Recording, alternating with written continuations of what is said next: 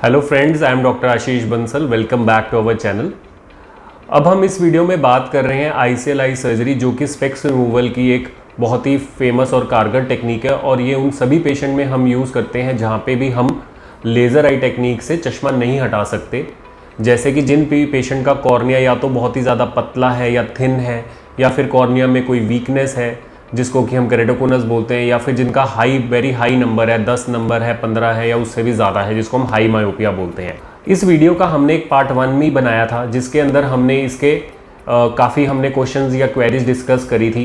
ये वीडियो उसी का ही सेकंड पार्ट है और ये टोटल हम इसके अंदर 10 most common frequently asked question of the patient before undergoing an ICL surgery हम डिस्कस कर रहे हैं।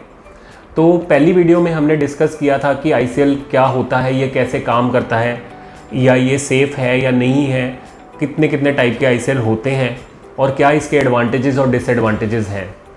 तो अब हम बाकी के अपने जो इम्पॉर्टेंट क्वेश्चंस हैं, एफएक्यूज़ हैं, उसको डिस्कस करेंगे।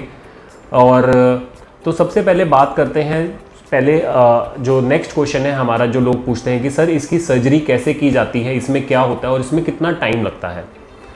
देखिए, जो आईसीएल की जो सर्जरी है वो बहुत ही सिंपल और बहुत ही एडवांस्ड टेक्नोलॉजी से की जाती है।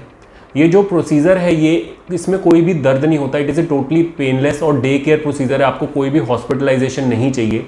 टोटल सर्जरी में खाली 4 से 5 मिनट लगते हैं। इसमें कोई भी टीका टाँका, कोई पट्टी या कट नहीं लगता है। हम आइज़ के अंदर एक माइक्रो पंचर या माइक्रो होल बनाते हैं। ये जो आईसीएल होता है ये बहुत ही फाइन मटेरियल का होता है, जैसे कि मैंने बताया, कॉलमर या एडवांस्ड एस्फेरिक मटेरियल का। और ये जो आईसीएल होता है, हम इसको एक माइक्रो रोल कर देते हैं, छोटा सा रोल बना के इसको इंजेक्टर में लोड करते हैं। और जब हम इंजेक्टर से बटन दबाते हैं, ये रोल होता हुआ आँख में स्लाइड कर जाता है और आँख में जाके ये खुल जाता है। और इसको हम आपके जो आइज़ में नेचुरल लेंस और आयरिस के काली पुतली पीछे जो जगह होती है, इसको पोस्टीरियर चैम्बर होता है, वहाँ पर हम इसको टक इन करते हैं। हमने काफ़ी सारी वीडियोस में डेमोन्स्ट्रेट भी किया हुआ है लाइव आई सर्जरी कैसे होती है, और आप इसमें देख भी रहे होंगे। तो ये बहुत ही सिंपल प्रोसीजर है, खाली 4 से 5 मिनट लगते हैं सारे प्रोसीजर में। और बाकी हम इसको दोनों आइज़ को इकट्ठे या फिर हम एक आधे दिन का गैप भी देके कर सकते हैं। ये हम इंडिविजुअलाइज करते हैं पेशेंट टू पेशेंट की क्या उसकी आइज़ के लिए बेटर रहेगा। तो सर्जरी बहुत ही सिंपल है, लेज़र की तरह ही है, तो इसमें कोई डरने वाली बात नहीं है और हम डेली ही ये प्रोसीजर्स करते हैं। अब हम बात करते हैं सेकंड क्वेश्चन की, सर कि इसकी what are the post op, इसके प्रिकॉशंस क्या है और इसकी रिकवरी में कितना टाइम लगता है। देखिए, इसकी जो रिकवरी है बहुत ही ज़्यादा फास्ट है। नेक्स्ट डे आपको ऑलमोस्ट सारी चीज़ें बहुत ही अच्छे से क्लियरली दिखने लग जाती हैं। और आप अपना जो डेली रूटीन वर्क है, जैसे जो नीट एंड क्लीन काम है ऑफिस का, जैसे कंप्यूटर देखना, मोबाइल देखना या टीवी देखना, ये सारी चीज़ें आप 1-2 दिन में सारा शुरू कर सकते हैं। और 3-4 दिन के बाद अपना आप ऑफिस भी ज्वाइन कर सकते हैं। और बाकी जो होता है कि हम 1 वीक के लिए एडवाइस करते हैं कि आप नीचे नीचे गर्दन के नीचे नीचे नहाएं, और उसके बाद 1 मंथ के आसपास आप आइज़ बंद करके पानी डाल के सर पे नहा सकते हैं। 1 मंथ हमें आइज़ के अंदर डायरेक्ट छींटे नहीं लगाने हैं।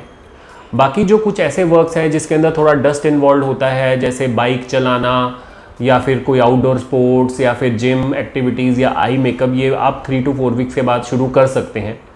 कार वगैरह आप जल्दी भी ड्राइव कर सकते हैं, 2 से 4 दिन के बाद आप सारा ड्राइव कर सकते हैं। तो आप देख सकते हैं कि इसमें कोई भी खास रिकवरी या पोस्ट ऑप प्रिकॉशंस कोई ज़्यादा नहीं है। रिकवरी बहुत ही ज़्यादा फास्ट है, लेज़र की तरह ही है।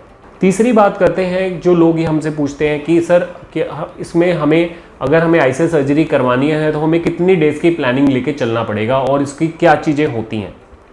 देखिए, सबसे पहले तो आपको एक दिन जब आप हॉस्पिटल आते हो और अगर हमें लगता है कि आपकी आइज़ में आईसीएल होना है, तो आपकी एक डिटेल टेस्टिंग की जाती है, जिसमें बहुत सारे टेस्ट होते हैं। आपकी आइज़ की बहुत कई सारी मशीनों पे आपके टेस्ट किए जाते हैं, पेंटाकैम के ऊपर, ऑप्टिकल बायोमीटर के ऊपर, और एसीडी मेजरमेंट्स भी की, काफ़ी सारी टेस्टिंग की जाती है। डिफरेंट मेजरमेंट्स ली जाती हैं। 2 बहुत इंपॉर्टेंट मेजरमेंट होती है। एक तो होती है एसीडी, जिसको हम एंटीरियर चैम्बर डेप्थ बोलते हैं, जहाँ पे कि हमने आईसीएल डालना होता है, और ये मिनिमम 2.8 mm से ज़्यादा होनी चाहिए, तभी आईसीएल हम आपकी आइज़ में डाल सकते हैं।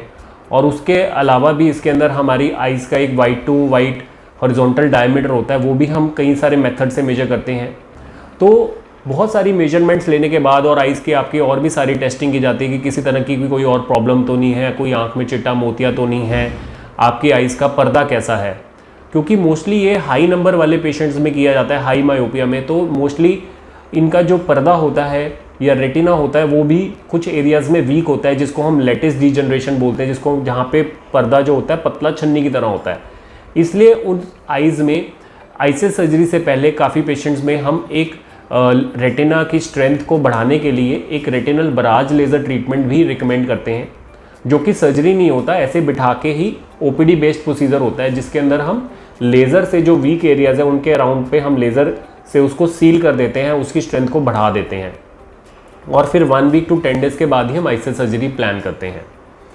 तो एक दिन आके आपके ये सारे टेस्ट वगैरह किए जाते हैं, और इन टेस्ट के हिसाब से हम आपका जो है आईसीएल की पावर और आईसीएल का मॉडल और कई सारी चीज़ें सिलेक्ट करते हैं, और वो डाटा हम कंपनी में भेजा जाता है, और फिर ये सारी चीज़ें डिसाइड होती हैं।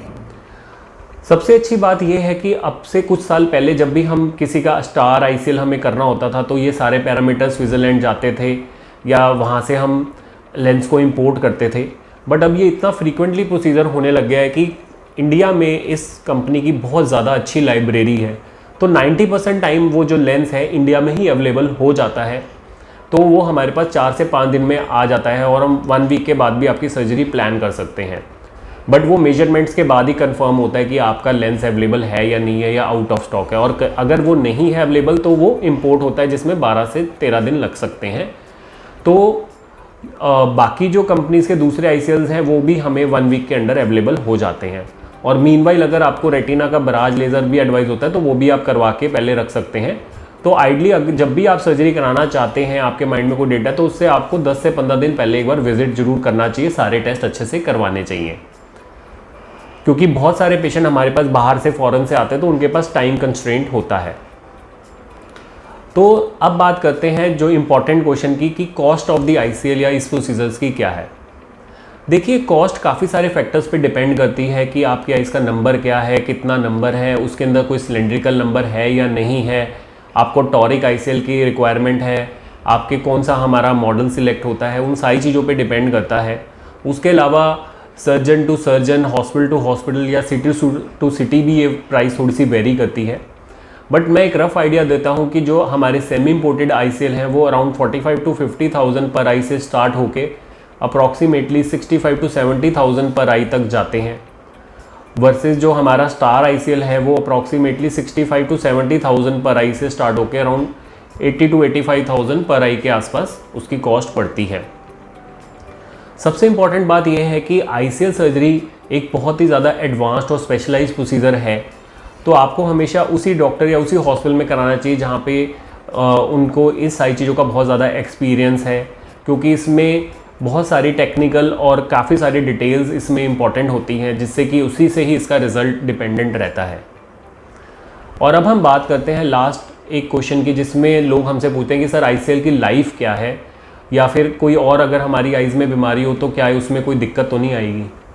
देखिए, आईसीएल एक बहुत ही एक जो लेंस है इसकी लाइफ बहुत ही ज़्यादा अच्छी और लंबी लाइफ है, ये लॉन्ग टर्म के लिए होता है। जब तक आपकी आइज़ में कोई भी और बीमारी, कोई कैटरैक्ट या कोई और प्रॉब्लम नहीं आती, ये अपना वैसे ही काम करता रहता है लंबे टाइम तक, 10 साल 20 साल तक भी ये काम कर सकता है, अगर आपकी आइज़ का नंबर स्टेबल रहे या कोई और वीकनेस ना आए। जैसे 40-45 में तो पास का नंबर सबको आना ही है, तो बट ये तब अपना दूर की विजन तो ये क्लियर रखता ही है।